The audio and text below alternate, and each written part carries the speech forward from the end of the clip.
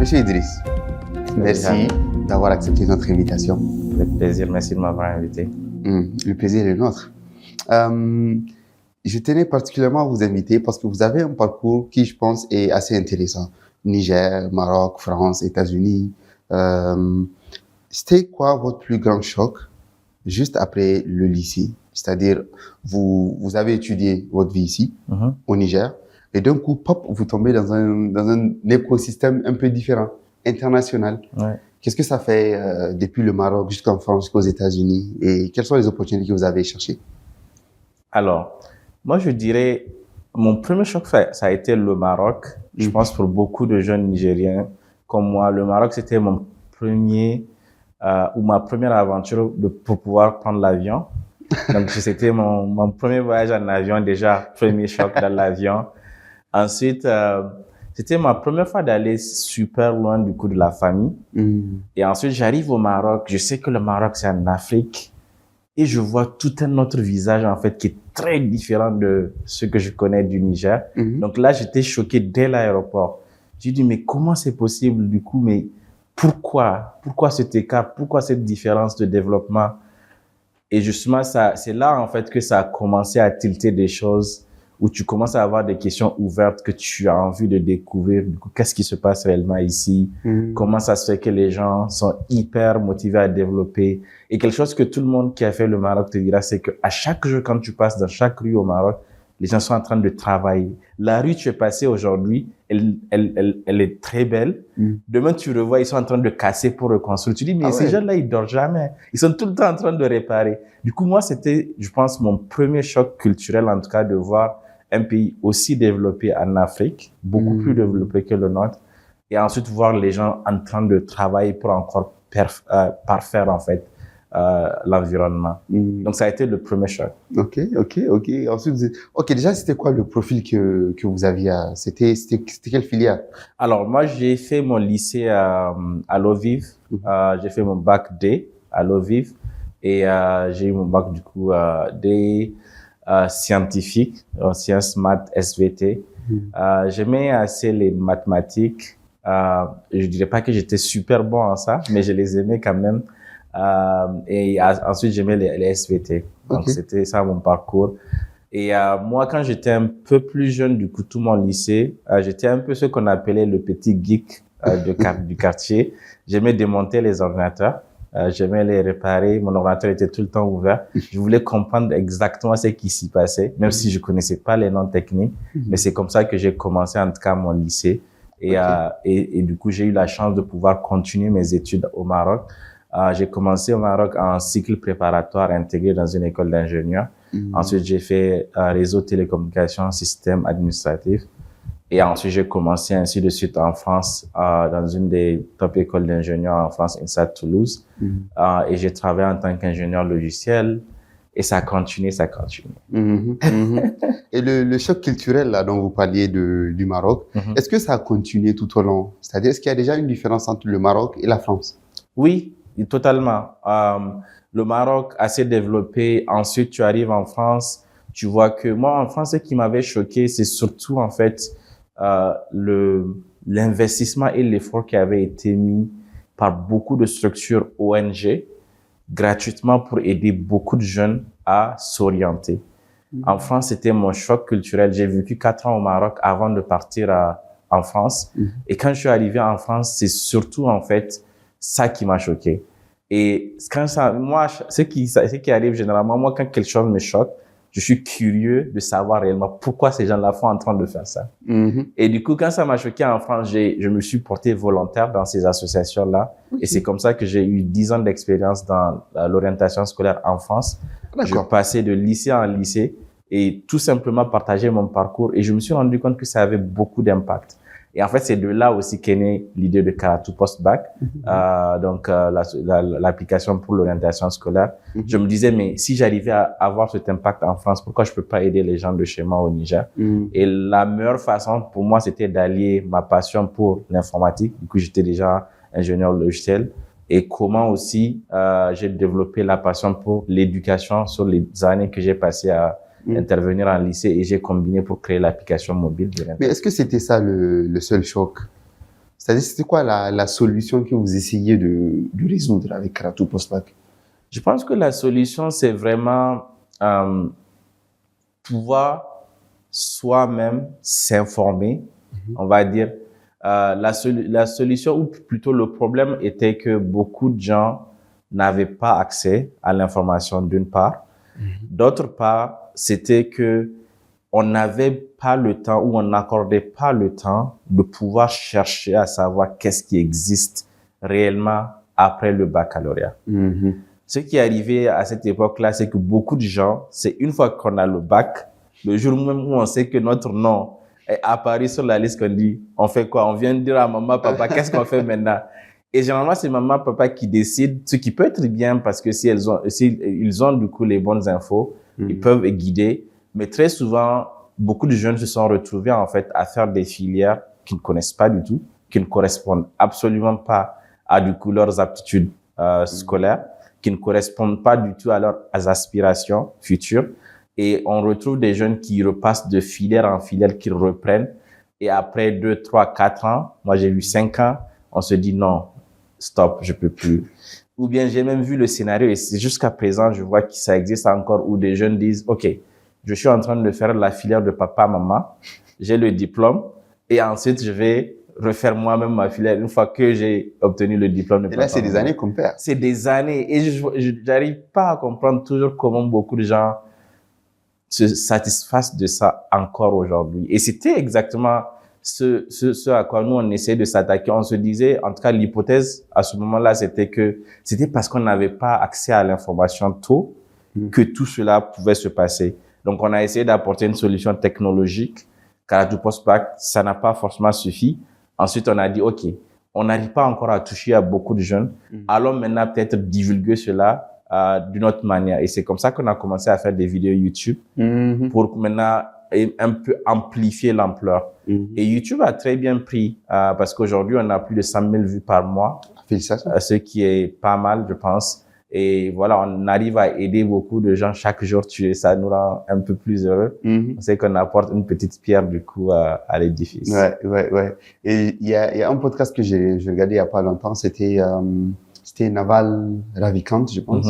Il disait que, par exemple, la pire erreur que quelqu'un puisse faire en 2025, c'est de se focaliser trop tôt, en fait, dans une filière. Ouais. C'est-à-dire, si c'était à 500 années de cela, tu peux te réveiller d'un coup et puis tu dis, non, à 500 années de cela, si ton papa était forgeron, tu n'as pas le choix. En fait, tu deviens forgeron. C'est ça. Voilà. Si c'était un cultivateur, tu deviens cultivateur. Oui. Mais là, ma vie actuelle ne me plaît pas.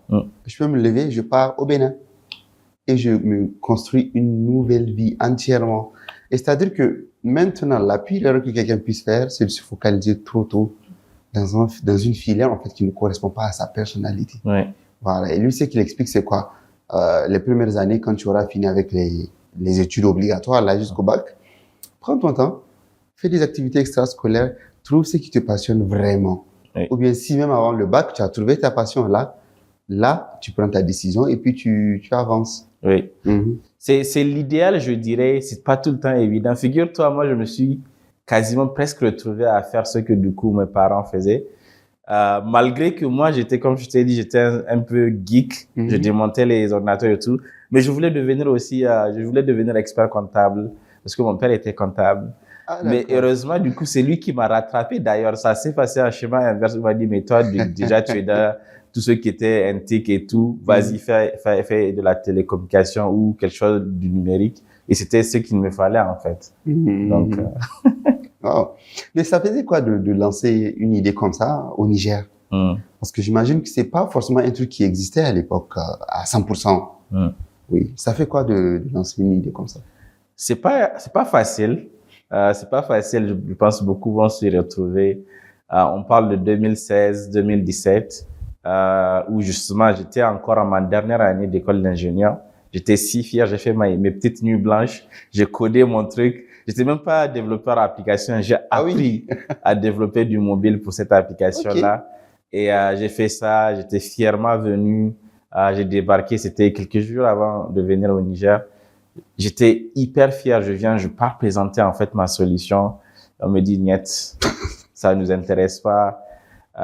et c'est pas du tout quelque chose. Alors que je connais le problème et je me rappelle souvent, mes parents me disaient, même eux, en fait, c'est un problème qui date de plus de 50 ans parce que tout le monde y est passé, tout le monde y passe encore. J'ai dit, mais je comprends pas pourquoi ça peut ne pas intéresser. Et je pense qu'à ce moment-là, j'ai failli abandonner à cause du premier rejet de la solution. Parce que moi, mon espoir, c'était, j'ai mis beaucoup de temps pour résoudre un problème qui a 50 ans d'années. Je pense que tout le monde va m'ouvrir les bras et dire, mais on te dit vraiment qui tu es, quoi, pour pouvoir prétendre vouloir résoudre ce genre de problème. Et ça te donne un coup de massue, en fait. Et je pense que j'ai probablement mis quelques mois, j'ai mis le projet de côté avant de le reprendre moi-même, investir dans ma propre communication et aller de l'avant. Et bon, Dieu merci, Karatou Postbac est toujours là encore avec beaucoup plus. Est-ce que vous avez eu du financement au début? Oui. Karatou Postbac a vécu beaucoup de financement. Karatou Postbac, à ses débuts, on était parmi les premiers lauréats du premier concours Itakara du Niger. Karatou Postbac était aussi sélectionné parmi les 40 meilleures innovations africaines dans l'éducation par l'Union africaine 2018 et 2019. D'ailleurs, on a représenté même le Niger jusqu'à la finale de African App Launchpad en Égypte. C'était aussi en 2019. On a eu un gros financement aussi international sur des compétitions d'application dans l'éducation. C'est ça. En fait, on a vraiment vécu au début. Toute notre communication avait été financée par les financements. Un autre financement, c'est le programme de Tony Elumelu qui voulait aider autant on a eu $5,000, je pense, sur celui-là. Et ça nous a beaucoup aidé aussi sur la communication. C'est quasiment les 100% des communications Facebook qu'on faisait avec ces budgets-là. Est-ce que sans ces financements-là, vous seriez à ce niveau? Je dirais non, parce que aussi, au-delà du financement, quand tu es reconnu par une entité, ça te booste aussi. Tu dis que tu n'es pas en train de commettre une erreur, même si ça peut arriver, mais ça te donne un petit boost de confiance. Donc, au-delà du financement, je pense que ça aide beaucoup. Et je pense que c'est la principale, malheureusement, en Afrique, c'est souvent la principale source de motivation de l'entrepreneuriat. Et on avait un terme à cette époque qu'on appelait les gens les grandpreneurs. C'était les gens qui, eux, ils couraient derrière ces financements-là. Oui. Pas pour les bonnes raisons, mais je pense que ça maintient quand même la vivacité. Parce que je pense que le financement reste toujours un problème aujourd'hui en Afrique, en général, pour démarrer. Alors que c'est pas forcément le plus important dans une étape entrepreneuriale. Le mindset et surtout l'amour du problème que vous essayez de résoudre et trouver un moyen de pouvoir y arriver, c'est le plus important. Pourquoi je dis cela? Je termine dessus, c'est que de ma propre expérience et de par ce que j'ai lu sur beaucoup d'entrepreneurs internationaux, personne ne finit sur l'idée sur laquelle il a commencé. Je vous arrête une petite minute. Si vous appréciez la qualité de cet épisode d'Excellence Podcast, que ce soit le son, l'image ou l'identité visuelle, sachez une chose, tout est fait maison. Ce podcast est une production originale de Adax et ce niveau d'exigence qu'on s'applique à nous-mêmes, c'est exactement ce qu'on déploie pour nos clients. Trop souvent, les entreprises séparent tout. Un freelance pour le logo, une agence pour le site web, une autre équipe pour les vidéos. Et la communication finit par partir dans tous les sens.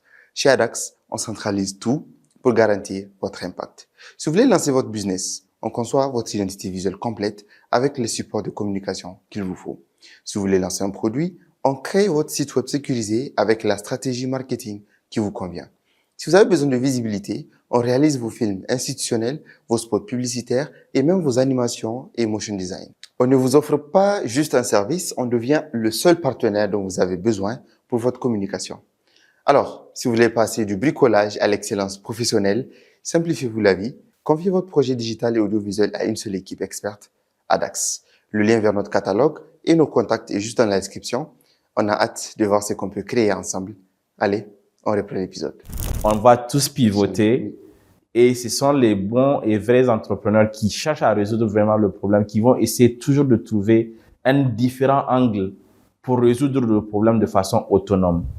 Et souvent, ceux qui échouent facilement sur la première, c'est ceux qui se fixent sur le premier problème, alors que le problème peut être multifacette. Donc, c'est toute une discussion qu'on peut avoir sur ces choses-là, mais je pense que les meilleurs aujourd'hui entrepreneurs que j'ai vus, ça a été le cas de même des grands Facebook, Netflix, c'est des gens qui ont su pivoter et adresser un autre segment dans le même problème qu'ils essaient de s'adapter peut-être en plus. Exactement. OK. États-Unis, là actuellement quand on parle de Idriss, on vous associe à Amazon. Un peu, oui. Oui, bon, un peu, partiellement. Mais c'est quoi la routine quand on se lève et qu'on travaille chez Amazon? À quoi ça ressemble? Alors, il y a un peu de, je dirais, pression, et ça c'est normal. Je pense que dans l'écosystème américain, le travail est tellement important que chaque jour, tout le monde se réveille, tout le monde est hyper motivé. Des fois, tu comprends même pas pourquoi, mais tout le monde veut aller travailler. Et ensuite, du coup, tout le monde veut avoir de l'impact. Et je pense que probablement, c'est l'impact qui est commun parmi tout le monde. Et c'est aussi ça qui est mesuré dans ton travail en général. Okay. C'est comment tu arrives à impacter le business de façon individuelle. Tout le monde peut avoir de l'impact et tout le monde doit avoir de l'impact. Okay. Donc, ça rajoute un peu de stress. Et aujourd'hui, Amazon, bon, tout le monde connaît Amazon, c'est un géant. Tout ce que tu lances, tout ce à quoi tu touches, tout ce sur quoi tu travailles va impacter des millions de personnes sur la première journée où la solution est lancée. Donc, c'est hyper important. Et surtout, moi, quelque chose d'intimidant, c'est aussi le titre. Donc, moi, jeune Nigérien, aujourd'hui, je suis Senior Product Manager chez Amazon. Déjà, le senior, ça fait trop.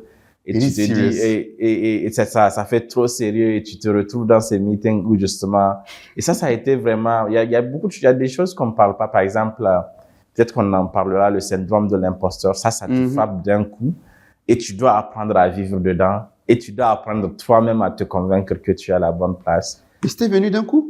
C'est-à-dire, moi, j'imagine que, par exemple, les postes comme ça, on commence petit et puis en fonction des performances et de l'impact, on augmente.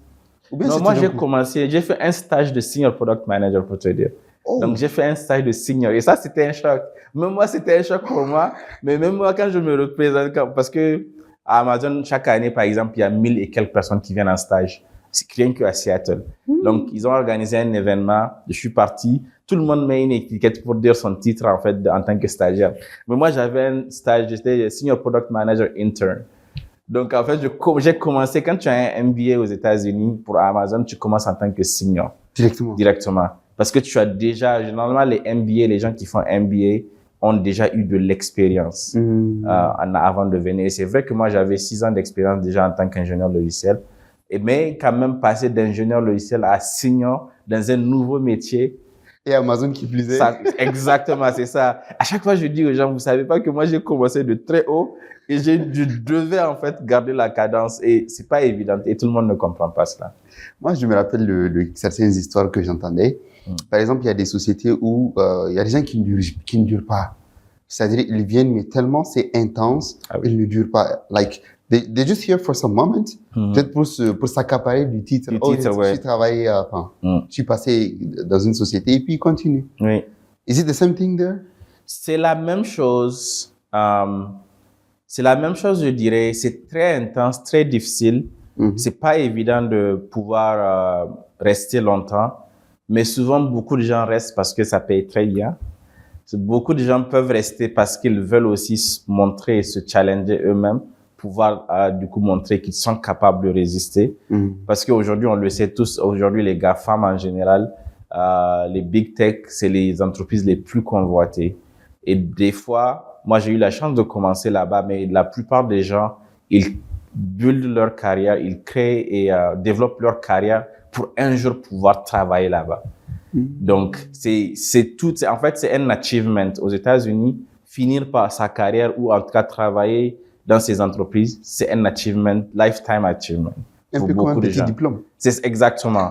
Donc, même la petite, comme tu l'as dit, même la petite période que tu peux passer là-bas, mettre le titre sur ton diplôme, c'est quelque chose. Donc, c'est pas évident d'y rester. Et c'est pourquoi aujourd'hui, quand même dans la rue aux États-Unis, quand tu dis que tu travailles pour Amazon, Apple ou quelle que soit l'entreprise, on va te demander depuis quand. Et si tu dis, dès que tu dis 1 an, on dit OK. Quand tu dis 2 ans, on dit Et quand tu dis 3 ans, on dit wow, OK. Et les gens vont commencer à se dire, mais comment ça se passe? Parce qu'on sait que c'est pas facile. Ouais, donc c'est comme ça que les gens jaugent du coup, la valeur que tu apportes aussi à ton entreprise ou la valeur que tu peux apporter à quel que soit l'écosystème. Mais on a parlé quand même du contraste. Les gens là-bas, ils sont motivés. Ils veulent avoir de l'impact. Oui. Malheureusement, on n'observe pas totalement la même chose ici, au Niger. Selon vous, c'est dû à quoi? Je pense que c'est dû à ce qu'on appelle le drive. Le drive, c'est qu'est-ce qui te motive à te réveiller chaque jour et à continuer de l'avant dans la vie. C'est un peu comme la motivation, mais c'est au-delà de la motivation, c'est la chose qui, quand tu n'as même pas la motivation, tu sais te ressaisir quand tu y penses. Et en général, ça, c'est quelque chose que je respecte chez beaucoup de gens aux États-Unis en général, ou je dirais dans l'Amérique du Nord en général. Les gens ont le drive. Je pense qu'on sait pourquoi, mais des fois, c'est pas que la seule raison. Les gens ont envie, en fait, de se réaliser. Il y a une sorte de compétition qui peut facilement se créer entre les gens. Les gens ont envie de se réaliser. Les gens ont envie de devenir indépendants financièrement. Les gens ont envie de sortir de la dette parce que la dette, c'est, à vrai dire, c'est celle qui motive tout le monde. Parce que les gens s'endettent sur tout leur parcours. Les études, ça coûte cher. Donc, c'est une des choses qui drive les gens. Mais au-delà de ça, je pense que tout le monde a envie de réussir.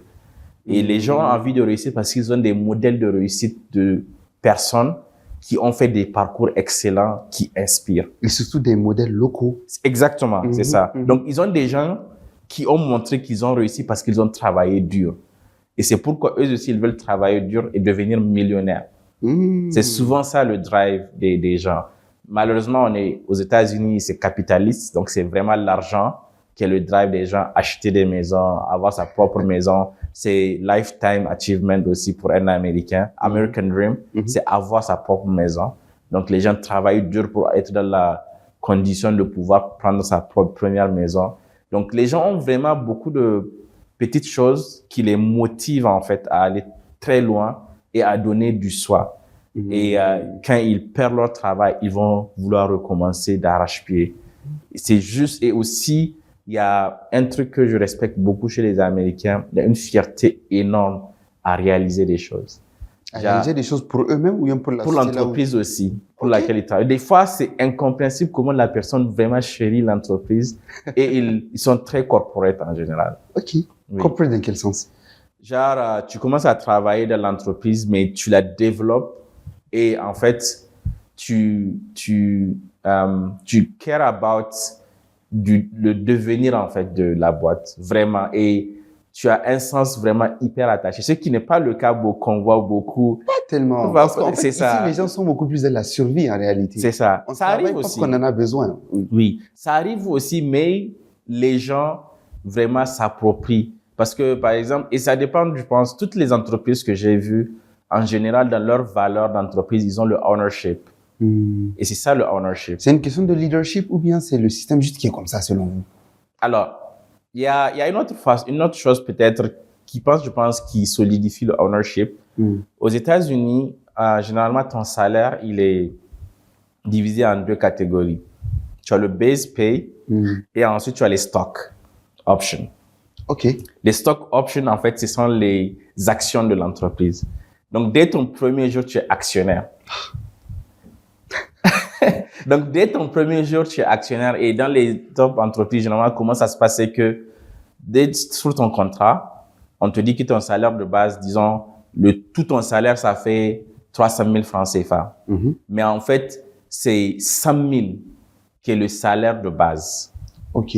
Mais 200 000, c'est en stock option. Et on le sait tous, la valeur des stocks, les stock options, en fait, c'est, comme je l'ai dit, les actions. La valeur grandit avec ce que vous produisez de valeur et que vous exposez dehors. N'est-ce pas? This is interesting. Okay, donc, vu que c'est comme ça, et ensuite, les 200 000 de stock là, on va te dire en fait, les 200 000 de stock, tu vas les acquérir en 3 ans ou 4 ans.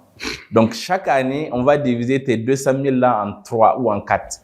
Donc, au final, en fait, ton total compensation par an, c'est 150 000.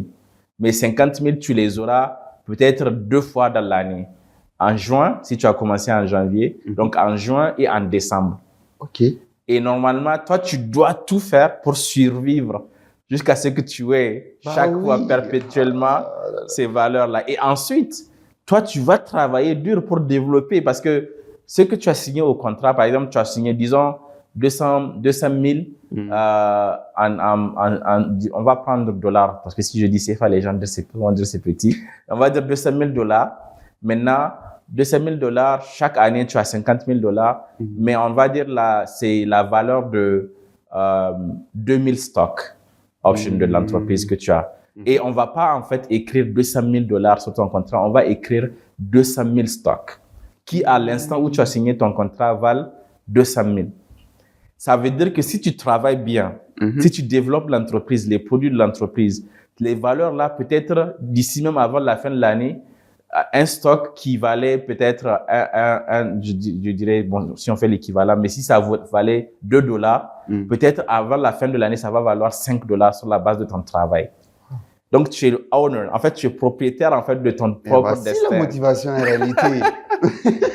Donc, mais c'est réellement comme ça. Et les gens sont chanceux. Moi, je pense que j'ai été l'un des chanceux aussi parce que je pense que la valeur de mes stocks entre le moment où j'ai signé mon contrat, ça a triplé. Donc, et ça ne change pas. Et vu que c'est le nombre, toi, ton salaire va continuer d'augmenter. Wow. Et c'est comme ça que les États-Unis, les gens se fructifient des choses. Non, mais en fait, le système capitaliste, c'est un système tellement réfléchi. Réfléchi, mais ça, c'est, ouais. Aussi vicieux quand on y pense. Très vicieux. Parce qu'en fait, c'est un peu comme de la manipulation de masse, quand même. C'est ça. Mais le risque que je vais ajouter, par contre, c'est si tu es licencié avant les 3 ans sur lesquels tu dois avoir tes stocks, tu les perds. Ouh là là. Donc, tu as toujours le prorata. Et le pire, c'est que, par exemple, comme je t'ai dit, c'est jamais les 50. Par exemple, si on divise les 200 par 4, tu as 50 par an, si c'est sur 4 ans. Maintenant, les 50, ils vont encore les diviser probablement selon la politique de l'entreprise. Chaque entreprise a sa propre façon de faire. On va diviser en 2. Donc, on va te donner une moitié après chaque 6 mois.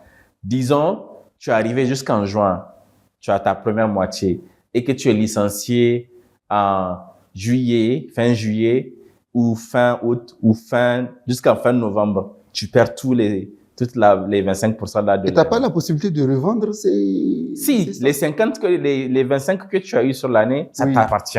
OK. Donc, ils appellent ça vesting period. Donc, quand ça arrive à vest, ça devient ton propre truc. Donc, en fait, si tu veux, c'est vraiment une façon de maintenir les gens parce que tout le monde a cette date-là de vesting dans sa tête. Donc, à chaque fois quand tu es démotivé, tu penses que voilà, il faut que tu arrives à maintenir ton cap et aussi ta performance parce que tu es renvoyé sur base de performance.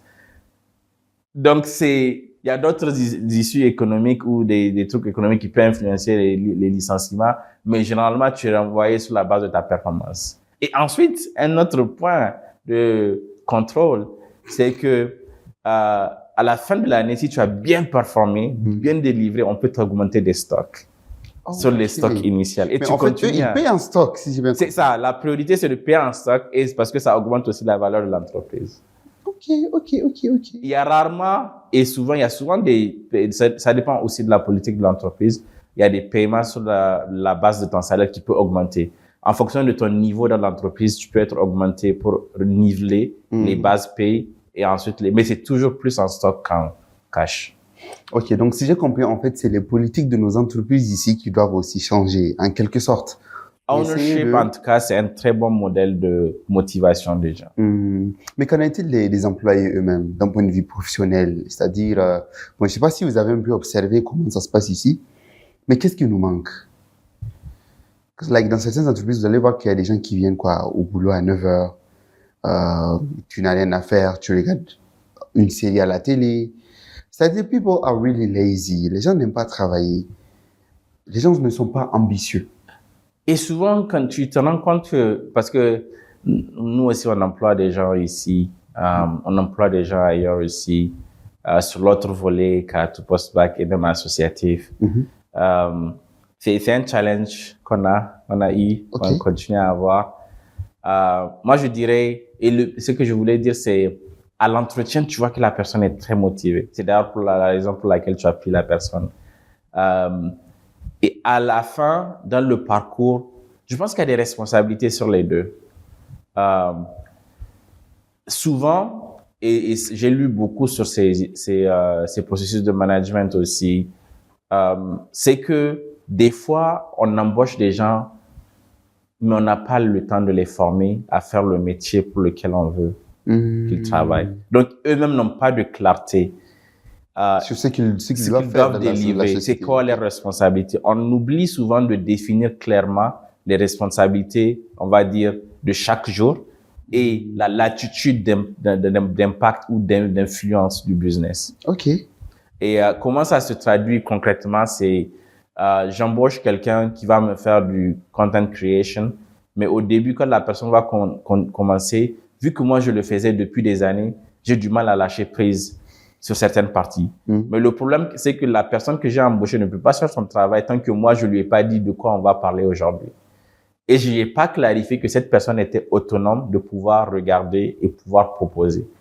J'ai vu beaucoup de cas où les gens veulent avoir la maîtrise de tout, mais veulent avoir la productivité de la personne. Et souvent, quand la personne prend de l'initiative, elle est réprimandée ou elle est vue comme si la personne est en train de vouloir prendre trop de place. OK. Donc, il y a un peu de ça. Et même hier, on en parlait avec quelqu'un. Il y a aussi, aujourd'hui, je pense, entre le monde du privé et le monde du public, une façon de travailler complètement différente. Dans le public, il y a une certaine monopolisation, en fait, de l'influence du pouvoir, ce qui fait qu'on donne le travail aux gens petit à petit. Ils font, et on leur dit s'il n'y a pas de travail, ils font rien. Et au contraire, sur le privé, on attend à ce que ces personnes-là soient performants, délivrent plus, mais ceux qui sont habitués. Donc, les gens qui font la transition et les gens ne se comprennent pas. Exactement. Et ensuite, le monde du privé, là, hier, on se disait même avec quelqu'un que est-ce qu'on va pas remplacer tous les dirigeants du public là avec les gens du privé pour qu'ils changent un peu la cadence et le dynamisme du local? Est-ce que ça va être possible? On sait pas. Mais en tout cas, il y a cette confrontation aussi des deux mondes. Mais je pense que au plein centre du milieu et ce qui revient souvent dans des livres de conseils en stratégie de management, c'est n'embauche pas quelqu'un si tu n'as pas le temps de le former à ton business et surtout de lui laisser la latitude de pouvoir influencer directement le business. Ça, c'est, je pense, un problème récurrent.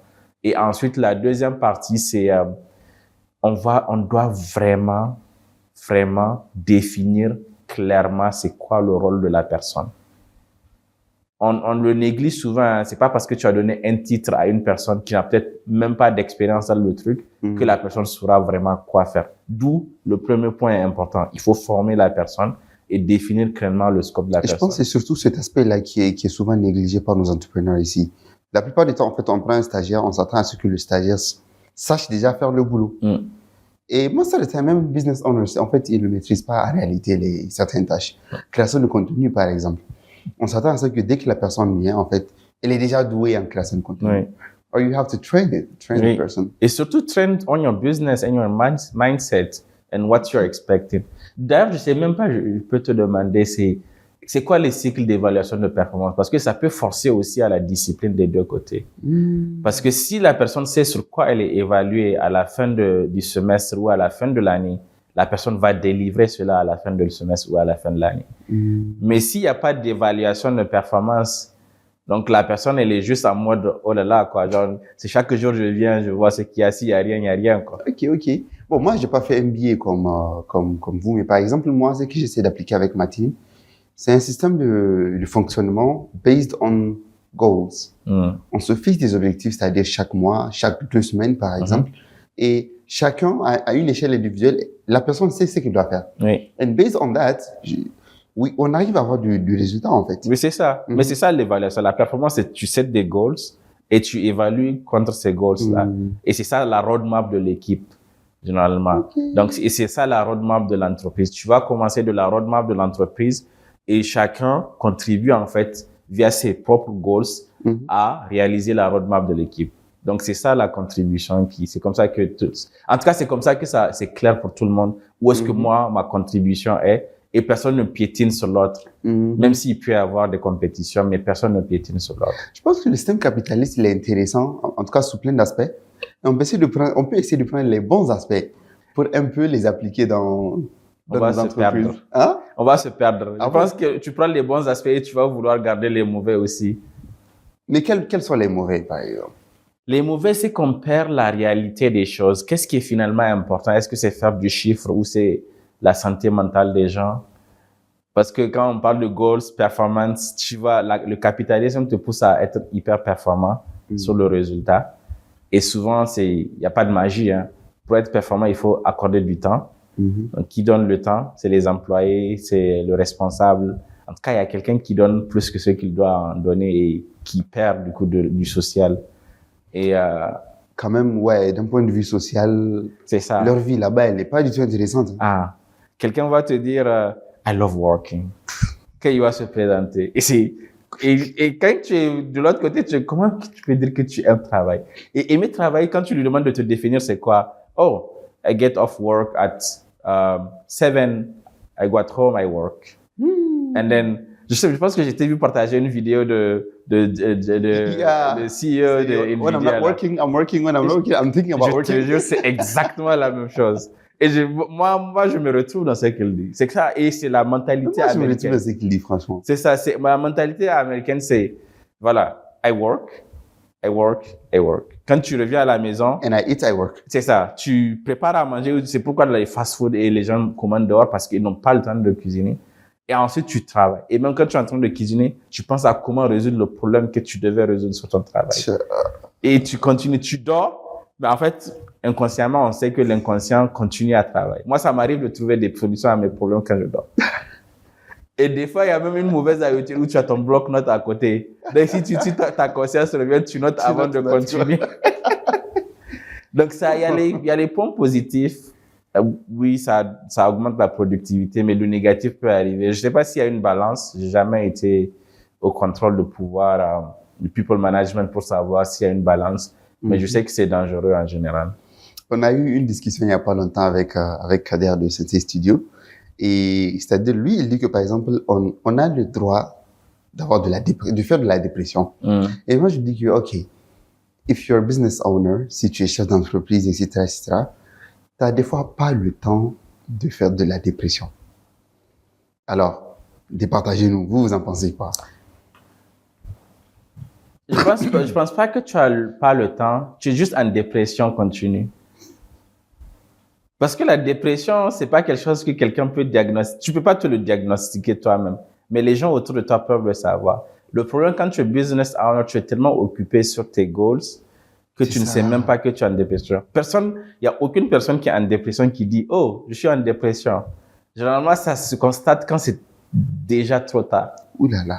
Donc, normalement, un entrepreneur qui n'est pas en dépression, c'est qu'il n'est pas d'abord dans le growth ou dans la phase critique de son business. Et moi, souvent, en tout cas, on le dit tous avec les amis, on est tous malades. Mais on continue juste d'avancer. Et souvent, la plupart du temps, c'est que les gens s'arrêtent et c'est dangereux, hein, je dis pas que c'est la bonne façon de truc, mais la plupart des gens s'arrêtent quand ils n'ont plus le choix. Et c'est dommage. C'est très, très dommage. Et nous, aux États-Unis, d'ailleurs, quasiment tout le monde est forcé à parler à des psychologues à un certain moment. C'est pour ça que chez eux, c'est développé, c'est ça. Psychiatre. C'est parce que tout le monde est malade. Même chez nous, moi, je pense que les gens sont malades. Tout le monde est malade. C'est juste qu'on refuse, en fait, de l'accepter. C'est ça. Sinon, c'est pas normal d'aimer travailler. Hein. C'est vraiment pas normal d'aimer que travailler. Mais par contre, là, il y a des gens qui disent que quand on est jeune, par exemple, moi, à mon âge, j'ai pas encore les 30 ans. C'est-à-dire, tu peux ne faire que bosser. Quand tu vas peut-être atteindre la trentaine, en ce moment, tu te dis, OK, let's try to have work-life balance. OK. Déjà, que pensez-vous du work-life balance quand on est jeune? Est-ce que c'est un aspect important? Je pense que c'est très important. Et je pense que moi, le problème que j'ai, c'est avec le fait qu'on nous vende que c'est pas possible d'avoir work-life balance. Et on peut le créer. On peut le créer. Je me suis rappelé d'un quote que Jeff Bezos dit. Jeff Bezos, je dis pas de suivre son conseil, mais lui, il dit, il il y a pas, there is not such a thing as like work-life balance. There is work-life harmony. Parce que work-life balance, ça veut dire qu'il y a une partie des deux qui prend le dessus et l'autre qui en perd. Ça veut dire que quand tu es en train de que te reposer, tu ne travailles pas ou tu ne produis pas. Et quand tu es en train de produire, tu n'inclus pas le repos ou tu n'as pas de plaisir finalement de travail. Mais lui, il dit de trouver de l'harmonie, c'est-à-dire de les faire vivre ensemble. C'est-à-dire que tu es en train de travailler, tu prends du plaisir, donc tu n'es pas en train de t'épuiser mentalement. OK. Donc, en fait, quand tu travailles, tu te reposes quand tu en as besoin. Ça fait de l'harmonie. Mais tu n'en fais pas une nécessité de « OK, on va juste se reposer ». Mais se reposer, pourquoi? Tu déposes tout, tu ne fais rien. C'est bien pour la santé, c'est pas ce que je dis. Mais tu ne fais rien. Et si c'est pas vraiment utile et que tu peux faire quelque chose qui te donne de l'énergie, finalement. Donc, c'est ça l'harmonie, harmoniser les deux. Et c'est pas ça qu'on retrouve chez les entrepreneurs. On va te dire, mais en fait, moi, j'aime ce que je suis en train de faire. Je sens que je suis en train d'avancer. J'ai peut-être pas besoin de mettre trop d'énergie à me reposer. Donc, il faut creuser cette work-life harmony et trouver le juste milieu. Pas le juste milieu, mais comment intégrer les différentes choses de la vie. Je pense que le juste milieu, c'est juste impossible. Par exemple, moi, en fait, je peux me lever le matin à 8 heures et les juniors, les massos, ils le savent. Je viens ici, je commence à bosser. Je suis là jusqu'à la nuit, 22 heures, 23 heures. Moi, ça ne me dit absolument rien du tout. Par contre, quelque part, moi, je sais que, I am tired. Je sais que j'ai besoin de repos, mais j'ai juste pas envie de me reposer des fois. Ouais, et quand on parle de work-life harmony, je me dis que c'est subjectif. Alors, par exemple, sur cet exemple, moi, là où j'insérerais le work-life harmony, c'est, moi, ma façon de travailler, et je sais des gens qui vont me dire que je suis pas en train de dire la vérité. Parce que je fais ce que tu fais des fois, je force, mais ma façon de travailler, c'est, si j'ai sommeil, je dors instantanément. OK. Parce que finalement, la réalité, c'est que tu n'es plus productif. Et tu vas le voir, parce que de toute façon, tous tes signes vitaux te disent, ferme les yeux. Et des fois, tu cliques sur des touches que tu ne voulais pas cliquer. Donc, tu n'es plus productif. Et moi, en général, ça m'arrive de dormir à 17 heures. Ça m'arrive de dormir à 20 heures. Et je dors à 20 heures et je me réveille à 2 heures du matin et je travaille jusqu'au lendemain à 7 heures. Mais là, est-ce qu'on peut parler d'harmonie encore? Si, c'est de l'harmonie parce que quand mon corps avait besoin du sommeil et du repos, je lui ai donné. Mais parce que moi, en moyenne, ce qui n'est pas aussi bien, c'est que je dors à moins de 6 heures. Genre, c'est ma moyenne mensuelle annuelle. 6, ça va. C'est ça. Je dors, mais normalement, c'est 8 heures qui est conseillé. Oui. Mais moi, je dors une fois par jour. Je ne peux pas dormir 2 fois par jour. Ce qui fait que si je dors à 20 heures, je me réveille 6 heures après, 2 heures du matin, je suis debout jusqu'au lendemain. Donc, je passe tout mon temps. Et moi, quand je suis debout, je travaille. Je fais rarement autre chose. Et parce que moi, quand je travaille, en plus, c'est pas que travailler sur mon métier corporate. J'ai tellement d'autres projets. Je fais des vidéos, je fais des trucs pour l'association, je fais d'autres trucs ailleurs là-bas aussi. Donc, je travaille. En tout cas, je fais quelque chose qui n'est pas forcément être au repos. Donc, mais c'est toujours de l'harmonie parce que ça me plaît, mais c'est pas sustainable, c'est pas durable. Et je conseille à personne, quelle que soit la jeunesse, de passer tout son temps à vraiment que travailler. Il faut trouver, en tout cas, il faut avoir un objectif. Moi, mon objectif personnel, c'est que je dois arrêter de travailler dans X temps. Ça peut être 2 ans, 3 ans. Un lifetime. En tout cas, ce travail que je fais aujourd'hui qui me prend beaucoup d'énergie physiologique et qui est en train d'impacter. Les gens me demandent pourquoi je mets le chapeau, c'est que je cache probablement des choses derrière le chapeau. Donc, ça m'épuise physiquement, mais j'ai des objectifs personnels de ne pas le faire toute ma vie. Et j'ai vraiment un temps où je dis stop. Et normalement, c'est aussi ça des choses que je pourrais conseiller aux gens de mettre. On doit avoir des KPI, Key Performance Indicator personnels. C'est-à-dire, toi-même, il faut que tu aies des objectifs personnels qui te disent, est-ce que je suis en train d'avancer vers cet objectif qui va me faire arrêter de souffrir parce que c'est de la souffrance, même si on aime faire ça. Est-ce que c'est 3 ans, c'est 4 ans? Est-ce que la motivation, elle est financière? Est-ce qu'elle est compétences, moi, je me set ces objectifs-là. J'ai des objectifs annuels, j'ai des objectifs sur 5 ans.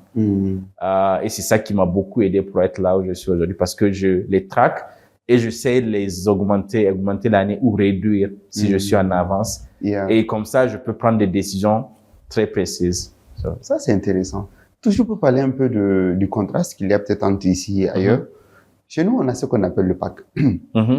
Et il y a certains qui l'insultent, il y a certains qui apprécient et qui en profitent. Je ne sais pas, vous, en fait, ce que vous pensez du PAC. PAC, en fait, pour ceux qui ne sont pas assez familiers au terme, c'est parents, amis, connaissances. C'est en quelque sorte profiter de son réseau, un réseau qui vient naturellement, dotation naturelle, ou bien un réseau qu'on s'est forgé avec le temps pour avancer dans sa carrière et sur d'autres plans. Voilà. Maintenant, vous, qu'est-ce que vous pensez du PAC ayant vécu dans les deux écosystèmes? Je pense que le PAC, parents, amis et connaissances, c'est la même chose qu'on appelle le networking en général. La seule différence localement, c'est qu'il n'est pas basé sur la compétence tout le temps. C'est la seule différence et c'est le gros problème. En soi, le PAC, le réseautage, en fait, le monde fonctionne comme ça. En général, on embauche quelqu'un qui nous ressemble. En général, on embauche quelqu'un avec qui on vibe, c'est-à-dire avec qui on est en phase sur le mode, que ça soit culturel, que ça soit vraiment on se comprend. C'est ça l'interview. L'objectif de l'interview, c'est de vraiment checker les vibes de travail. Et les gens l'embauchent. D'ailleurs, j'ai publié une vidéo, un reel sur Instagram qui dit exactement ça. Ça a été vu par des millions de personnes. Mais les gens n'embauchent que ceux qui leur ressemblent, en général, même dans la vraie vie. Et c'est pourquoi des fois, on peut se retrouver dans des cas un peu bizarres. On va pas en parler. Mais les gens, naturellement, l'être humain ne va toujours embaucher que les gens qui lui ressemblent, qui viennent du même réseau, qui viennent du même écosystème. Mais ailleurs, et ça se fait, le PAC en soi, parents, amis et connaissances, ça se fait aussi aux États-Unis, ça se fait en France, ça se fait dans tout le monde entier. Mais dans les endroits où l'éthique prime beaucoup plus, on va toujours évaluer le résultat, la compétence, même si tu viens dans le réseau du PAC. Quasiment LinkedIn est complètement construite sur la base du PAC. Tu es en train de construire toi-même parce que PAC en anglais, ça veut dire aussi meute. Du coup, tu es en train de construire ton réseau, ta meute aussi, et c'est comme ça que tu peux t'ouvrir des portes, les opportunités, le networking. Naturellement, en fait, c'est même comme ça qu'on peut avancer. C'est ça. Mais le seul problème, comme je le dis, c'est pas basé sur la compétence localement. Pas tout le temps. Des fois, ça l'est. Il y a des gens qui sont compétents, qui ont du mal de s'insérer et quand ils passent par des réseaux, ils ont l'opportunité d'y aller. Donc, ça veut dire que ça marche. Mais le problème, c'est que la majorité, on va placer quelqu'un de médiocre à la place de quelqu'un qui peut délivrer beaucoup plus. Très dommage, ouais. Et c'est ça qui blesse notre pays. Revenons à Karatou Post-Bac. Je pense que vous essayez de résoudre quand même un problème qui est très, très fréquent jusqu'à présent. Mais quelles sont les opportunités selon vous? En tout cas, les opportunités faciles d'accès que les gens ratent tout simplement parce que ces gens-là manquent d'informations. Pour moi, ce sont les bourses d'études qui sont gratuites auprès de ceux qui les donnent pour la plupart du temps. Et vous ne manquez rien en général quand vous y postulez, à part soit apprendre de vos échecs et pouvoir avoir la possibilité de vous améliorer. Moi, je trouve que beaucoup de gens passent à côté de ces opportunités-là. D'une part, parce qu'ils n'ont pas l'information qui est accessible, qui est normalement censée être accessible facilement sur Google, ou qui est disponible sur YouTube. On fait beaucoup de contenu, une bonne partie. Moi, personnellement, je dirais que j'ai publié sur les 800 vidéos qu'on a, probablement 400 parlent de bourse d'études, ou 500. Ouais. Wow. On a tourné 800, ouais, c'est pas évident. Hein. J'ai eu la notification récemment. Je pense que non, j'ai eu une notification récente qu'on a publié 1000 vidéos. Donc, en ligne. Et on parle que de bourse d'études, on parle que d'opportunités pour étudier ailleurs, des facilités, on fait des simulations d'entretien. Donc, je pense que vraiment, aujourd'hui, les gens passent à côté de beaucoup d'opportunités, pas parce qu'ils n'ont pas le niveau. Bon, on peut parler de niveau après, mais surtout parce qu'ils n'ont pas l'information. Les problèmes que j'ai vus souvent, c'est le niveau de langue. Il faut qu'on en parle sérieusement, les gens qui nous regardent. Respecter la langue. L'anglais, aujourd'hui, c'est l'un des premiers blocus de tous les jeunes francophones, en tout cas qui viennent des pays francophones.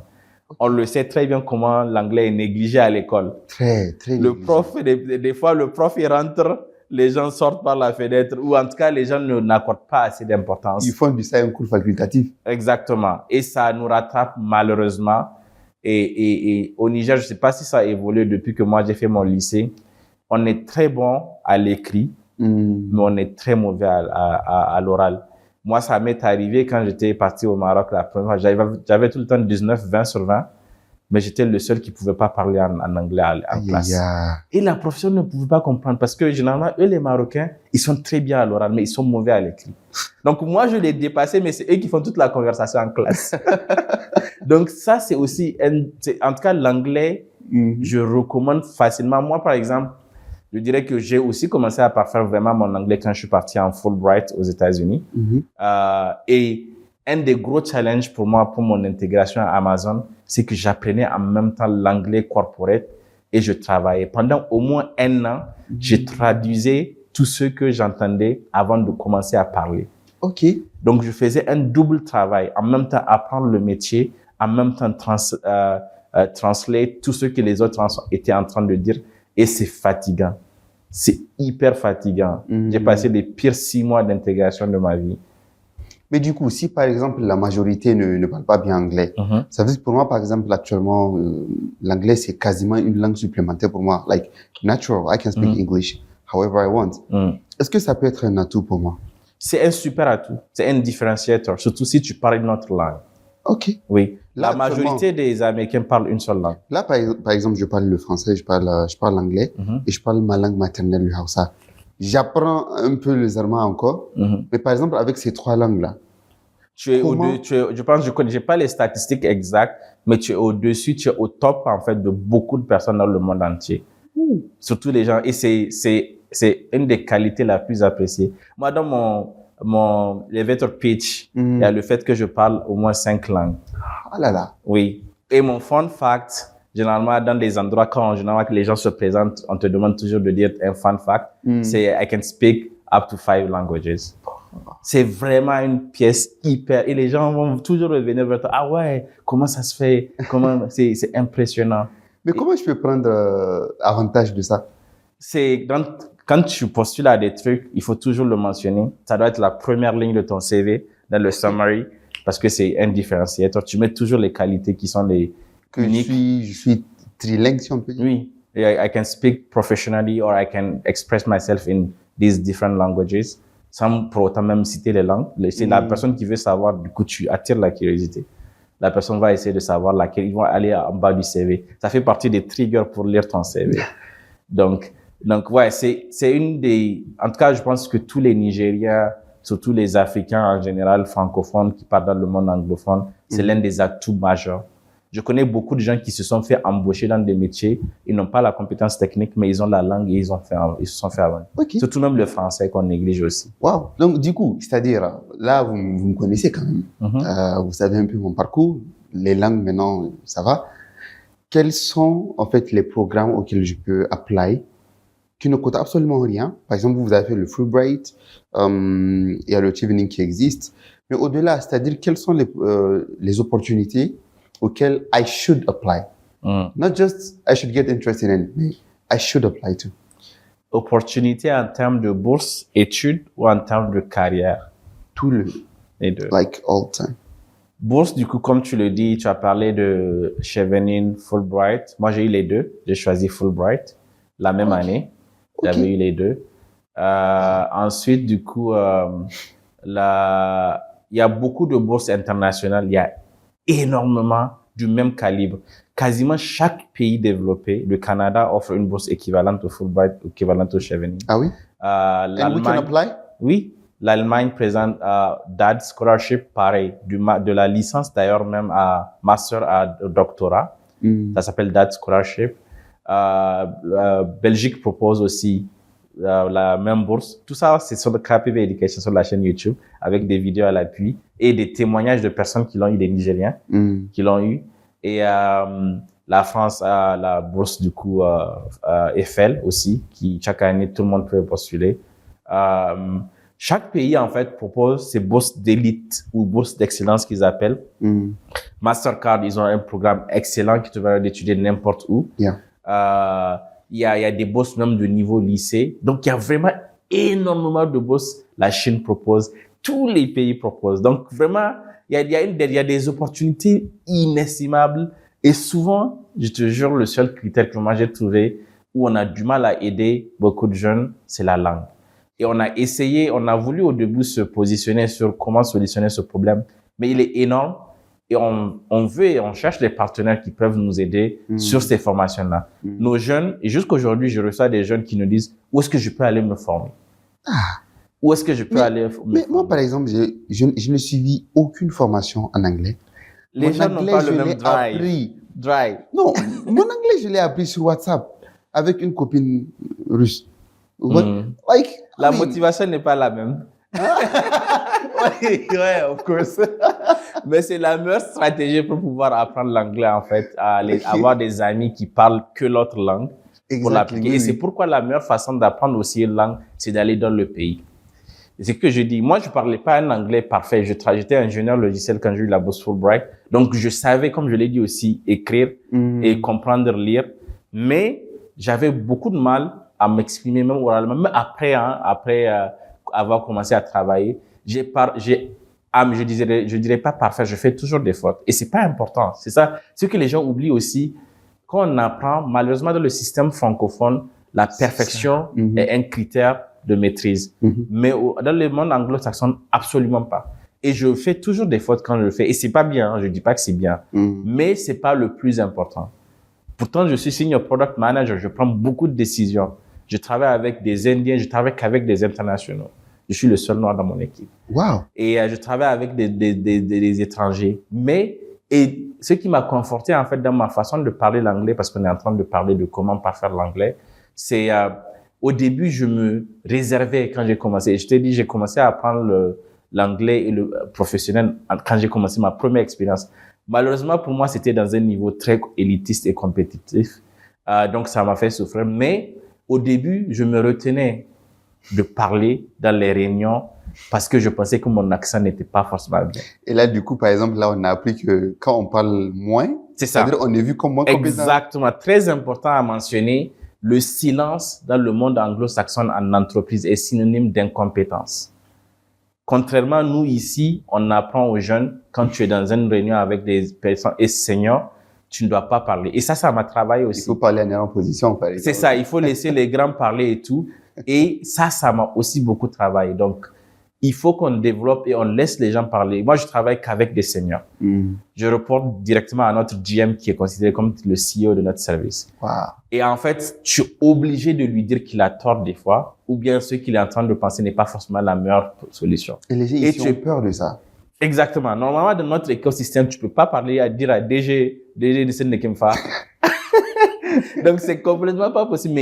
Mais toi, tu es évalué. Une partie de ma performance est évaluée à faire des propositions ou à dire à mon GM comment est-ce qu'on doit faire les choses. Vous savez, des fois, j'évalue certains membres de mon équipe, surtout les nouveaux. C'est-à-dire, je les piège. Je dis exprès, par exemple, des trucs pas trop corrects.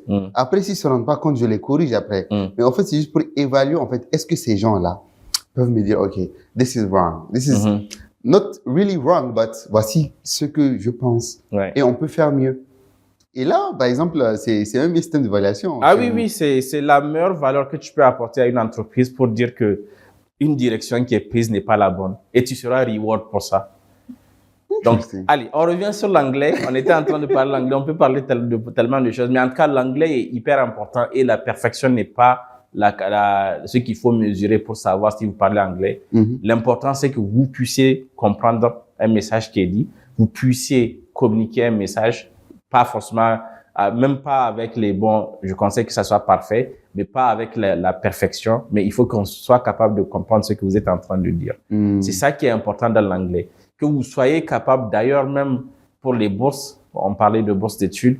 Pour les bourses d'études, en fait, ce qui est important, c'est de pouvoir passer la certification là, qui dit que vous avez un niveau B2 minimum et selon jusqu'où vous voulez aller, parce que certaines écoles, top universités, elles vont vouloir que vous ayez C1 ou C2. C1, généralement, c'est 100, ce qu'ils visent en général. Mais c'est le plus gros frein que je vois sur les opportunités. Ça, c'est la partie bourse. Les autres opportunités carrière séparées, c'est l'anglais. Si vous voulez aller travailler à l'international, parce que si on parle d'opportunités, c'est que vous parlez certainement d'opportunités internationales. Exactement. C'est se positionner, c'est la langue qui va vous permettre, parce que l'anglais aujourd'hui, c'est la langue universelle internationale, officielle, on va dire, pour travailler dans l'écosystème international. C'est celle qui va vous être demandée, malheureusement, c'est pas le français. Et c'est pourquoi il y a des pays qui ont changé leur langue du français. Même nous, récemment, on a ajouté l'anglais dans la langue du travail. Oh, cool. Donc là, il faut maîtriser la langue et ensuite commencer à postuler de mandats. Mais quel programme, par exemple? Il y a le YALI, par exemple, mais citez-nous quelques-uns. Programme professionnel? Les programmes professionnels, il y a YALI pour les États-Unis, il y a Erasmus pour l'Europe. Erasmus, avec Erasmus, c'est exactement comme YALI. Okay. Vous pouvez passer 6 mois de stage, que ça soit en université, en centre de recherche ou dans des entreprises, financées totalement. Voyage, aller-retour, tout est financé. Interesting. Maintenant, à part ces programmes-là sur le développement professionnel, vous pouvez toujours aller vers des formations continues. Des formations continues proposées par la BAD. Ils ont des programmes aussi des stages dans différents pays, dans différents programmes de la BAD en Côte d'Ivoire, ailleurs. Il y a l'ISBAD, Banque islamique de développement aussi. Ils ont exactement les mêmes programmes. Ils ont jusqu'au PhD aussi, des stages aussi complètement financés. Chaque année, ces programmes sont lancés. Et ensuite, vous pouvez aller au-delà des programmes d'échange ou de découverte. Vous pouvez commencer à vous positionner professionnellement sur des trucs. C'est-à-dire, il faut juste postuler. Parce que quand vous postulez, vous apprenez qu'est-ce qui a marché, qu'est-ce qui n'a pas marché. Si on a un retour, quand même. Exactement. Même quand vous n'avez pas de retour, vous savez qu'il y a un problème. Donc, prochainement, il faut changer la façon de truc. Si vous avez un premier retour, ça veut dire que vous avez passé une première étape. Vous échouez à l'entretien, ça veut dire au moins vous avez validé le bon résultat jusqu'à passer les filets des différents robots, parce que souvent, c'est des robots qui nous évaluent. Passer les robots, passer le screening de tous les trucs. Vous arrivez à l'entretien, ça marche pas, vous savez que maintenant, il faut que c'est sur l'entretien que vous devez vous focus. Pour moi, c'est comme ça que moi, j'ai beaucoup évolué, parce que moi, j'avais pas PAC, partout où j'ai été dans ma vie, j'ai toujours été le premier de ma famille, ou en tout cas, souvent même le premier Nigérien. Aujourd'hui, partout à Seattle, on me dit tu es le premier Nigérien que je vois dans ma vie. Mais en tout cas, c'est pour dire que chaque étape que vous franchissez, c'est soit vous apprenez une leçon sur l'échec, c'est-à-dire vous avez une nouvelle chance de pouvoir corriger certaines choses que vous avez faites, et vous corrigez et vous repostulez. Mais la seule chose qui est de votre responsabilité et un devoir, c'est d'essayer. C'est d'essayer. Personne ne va vous reprocher d'avoir essayé, mais plutôt de n'avoir pas essayé. Exact. Et moi, un truc que je fais en plus, c'est que même quand je réponds pas à tous les critères, je postule. Et ça a tout le temps marché, je pense. OK. Je pense pas que ça a peut-être pas marché souvent, mais j'ai souvent postulé à des choses où il y a au moins 2 ou 3 critères que je remplis pas. Mais j'ai des très bons scores sur les autres. Et j'ai toujours passé les mailles du filet. OK. Une avant-dernière question. C'est actuellement, si vous devez recruter un jeune Nigérien, là où vous êtes chez Amazon, quels sont les critères ou les caractéristiques que vous allez chercher auprès de ce jeune? Intéressant. Je dirais la première capacité, c'est le critical thinking, la pensée critique. OK. C'est-à-dire, on a parlé tout à l'heure de questionner le statu quo. C'est-à-dire, on te dit, on va faire ceci, tu vas dire, OK, allons-y. Non, tu réfléchis pour savoir est-ce que c'est la bonne méthode, est-ce que c'est la bonne direction, est-ce qu'on aura vraiment l'impact souhaité. Et ce sont les gens qui posent ces genres de questions qui sont tout le temps, qui évoluent rapidement. Exactement. Et parce que c'est pas parce que le manager ou c'est pas parce que moi qui suis là depuis plusieurs années, c'est pas parce que je suis là que j'ai les bonnes réponses. Et généralement, les gens sont recrutés pour rapporter un plus à l'équipe ou du 109 ou en tout cas une nouvelle perspective à l'équipe. Donc, le critical thinking, je pense que c'est la chose qui différencie beaucoup les gens. Number one. Number one. OK. Ensuite, la communication. Critical thinking, communication, ce sont des soft skills, mais c'est ces compétences-là qui vont t'aider à grimper gravir les échelons très rapidement. Mais l'autre core value, c'est hard skill dans le métier pour lequel tu vas exercer. Hard skill, c'est-à-dire les compétences techniques. Maintenant, ça peut être varié selon le métier, mais si tu dis que tu es ingénieur logiciel, je viens juste de parler de deliver result. Il faut que tu sois capable de vraiment me délivrer une application pour laquelle je t'ai embauché. Oui. Donc, hard skills, always. Et si tu es chef de projet, il faut que tu sois capable d'efficacement délivrer les projets sur lesquels on va te mettre. Si tu es expert en comptabilité, il faut que tu sois capable de me donner les astuces pour pouvoir optimiser mes revenus, optimiser ma comptabilité et faire des bons chiffres. Okay. Donc, c'est vraiment, tu as le métier pour lequel tu es en train de postuler. Donc, ça, c'est la base. C'est pourquoi j'ai fini avec, parce que c'est même pas négociable. Yeah. Mais les autres, on ne les considère pas souvent, mais c'est les plus importants et c'est souvent pas tout le temps que l'école te l'apprend. Exactement. Surtout l'école francophone. L'école francophone n'apprend absolument pas du critical thinking. Ça nous apprend en fait à être de très bons employés. C'est ça. Le critical thinking, c'est pas dans l'école francophone et c'est pas que le Niger, c'est partout.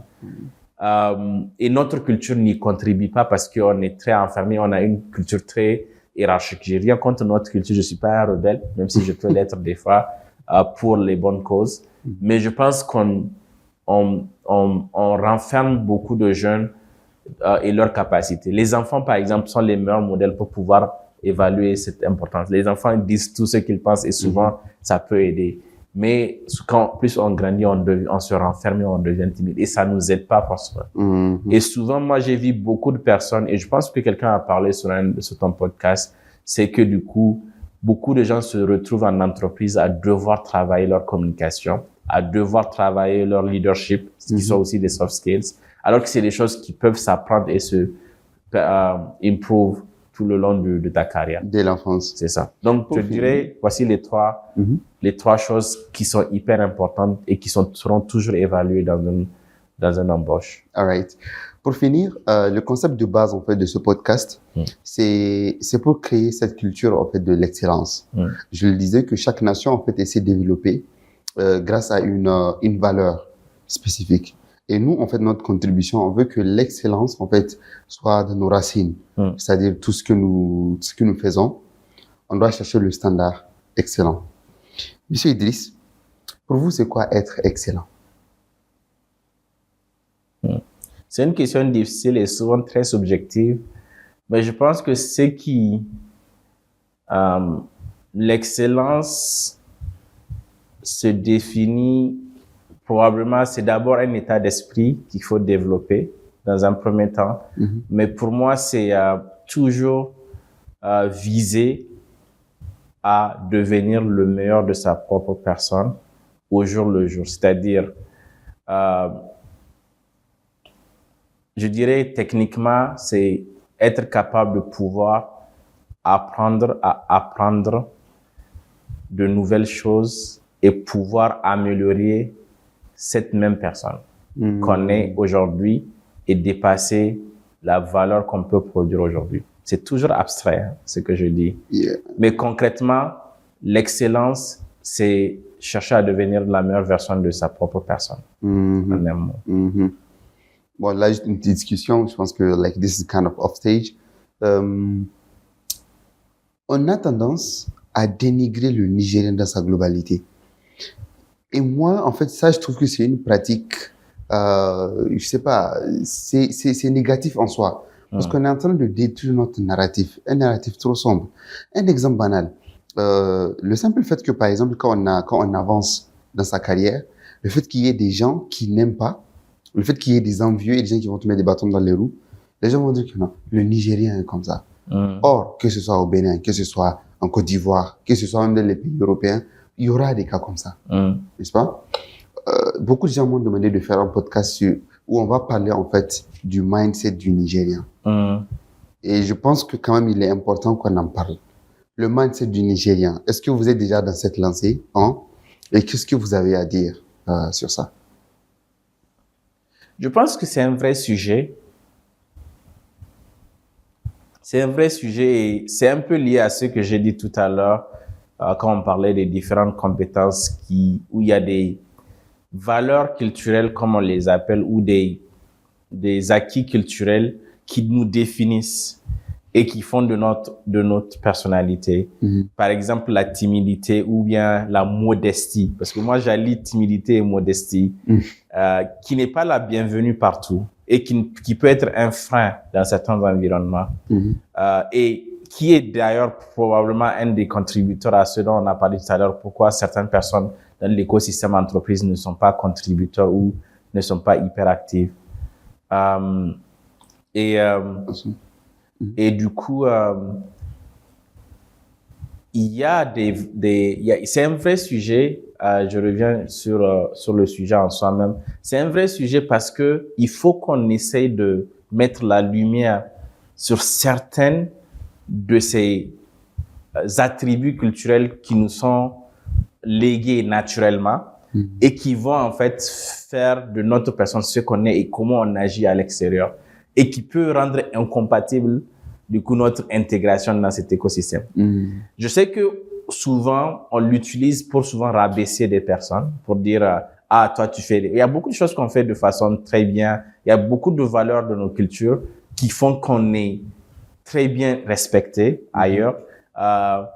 Mais on doit mettre la lumière sur les choses qui, normalement, on doit être vigilant et pouvoir savoir s'adapter ou culturellement. Et je pense que c'est probablement plus un débat avec différentes personnes qui parlent et qui comprennent cette chose différemment. Moi, je peux donner des exemples concrets. Souvent, moi, même dans des entretiens, j'ai souvent dit que je peux être un caméléon. Et je peux m'adapter à n'importe quel environnement et adapter n'importe quel comportement de cet écosystème. Et c'est vrai. Et la seule façon de pouvoir développer ce genre de trucs, c'est de voyager. J'ai étudié dans presque 3-4 pays différents. Et à chaque moment, il a fallu apprendre la culture locale. Il a fallu s'intégrer localement pour pouvoir vraiment se positionner dans cet environnement-là. C'est-à-dire souvent apprendre la langue. J'ai étudié au Maroc, j'ai appris à parler darija. Donc, je comprends darija, je peux négocier au marché et j'ai toujours des meilleurs prix par rapport à quelqu'un qui ne peut pas le parler. Être en France, j'ai travaillé dans tous les milieux de la mairie, à des endroits où j'étais pas le bienvenu parce qu'il a fallu du coup que je comprenne exactement comment tout marche et tirer sur les bonnes ficelles.